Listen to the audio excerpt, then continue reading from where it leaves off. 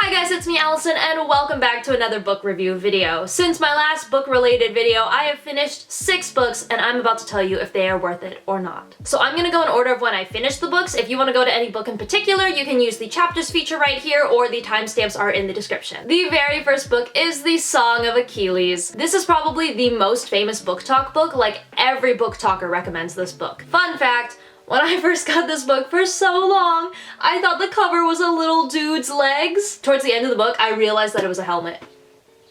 I think it's more interesting to have a little dude's legs, but you know, that's just me. But let's talk about it. My rating for it, are you ready? 10 out of 10.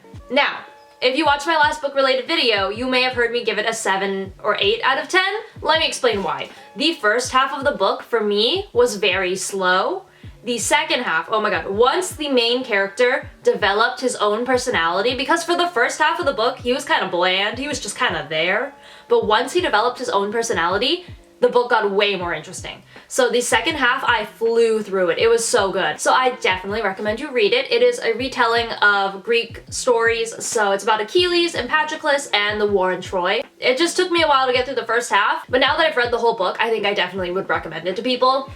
Love it. This one is not overhyped. It is good. The next book is No Exit by Taylor Adams. Now, I don't think this was actually a book talk book. I believe it was recommended by Lana Condor in one of her book review videos, but oh my god. This book, I honestly would give it a 10 or 11 out of 10. That's right. That's how good this book is. I could not put it down. I say that about a lot of books, but I could not put this down. I love thrillers. This is a thriller for sure. Literally, my notes say yes, yes, yes. My only thing with this book is that at some points it felt a little bit far-fetched. Like towards the end, it was kind of like, huh, what? But overall, I loved it. The pacing of the book was like expert level, my guy. Oh my god, because like, there were no slow parts. Once I got past chapter 1, which is like, you know, exposition and stuff. Once I got past chapter 1, I could not put it down. It was like the perfect pacing to make me want to keep reading. And it kept me guessing. Like, I thought I had it figured out, but no. They kept throwing curveballs at me and I was like, ooh, ooh. Such a good paced thriller. Highly, highly recommend. You need to read it. Oh my god. So if you don't know what the plot is, basically there's this college student and she stops off at a rest stop for the night because it's all snowed in.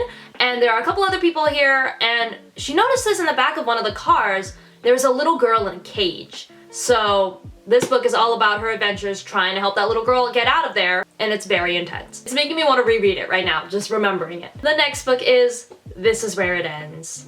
A very popular book talk book.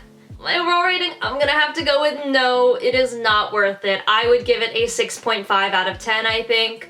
I remember when I bought this at Barnes & Noble, the cashier was like, is this a school assignment or something? Because so many people are buying it. And I was like, no, I think it's just popular on Book Talk. But I'm sorry, this one is not worth it, my guy. It was too overhyped. I'm sorry. I'm gonna have to go with a no. It felt cliche at parts, it felt too cheesy at other parts, and then it was like cringy. Like they would have, what is it?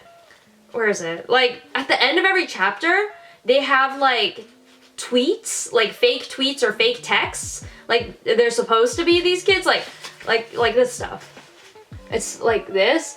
And those were so cringy. I am sorry, but this book kind of feels like an adult trying to write what they think high schoolers sound like right now, but they don't really know. You know, it's like those TV shows, like, what, like Ginny and Georgia or whatever, or like Riverdale, when they're like, yeah, this is how high school kids talk. No, it's not.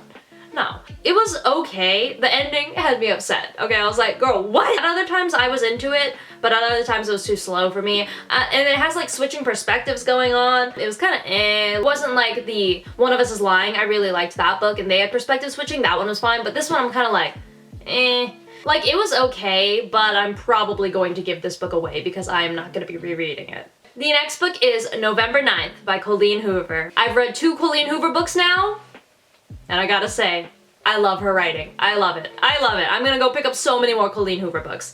This one I would rate a 9 out of 10. I really liked it. The only reason I docked it a point is because at some moments there were like those cliche or cheesy moments that I don't really like. So the book is about these 2 people, Fallon and Ben. They meet up every year on November 9th, and they're like, you know, they're like soulmates, kind of. Like that's why they keep meeting up, because they like feel that connection with each other. But until one day, Fallon becomes unsure if Ben has been telling her the truth or fabricating a perfect reality for the sake of the ultimate plot twist, because Ben is an aspiring writer. It's definitely got me sold, like I'm gonna pick up more Colleen Hoover books. The next book is Lock Every Door. This book, I'm gonna give it a 10 out of 10. It is a solid book. I loved it. I read it in a day. It literally took me a day.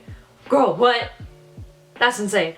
It is so good. I literally could not put it down. That's why I read it in a day. Like I was just reading it 24/7. Like it made me uncomfy at the end, and then if you keep reading, you kind of get a little more uncomfy, but it's so good. I didn't know I was gonna love it as much as I did. Like based on the description, I didn't think I was gonna love it that much, but wow.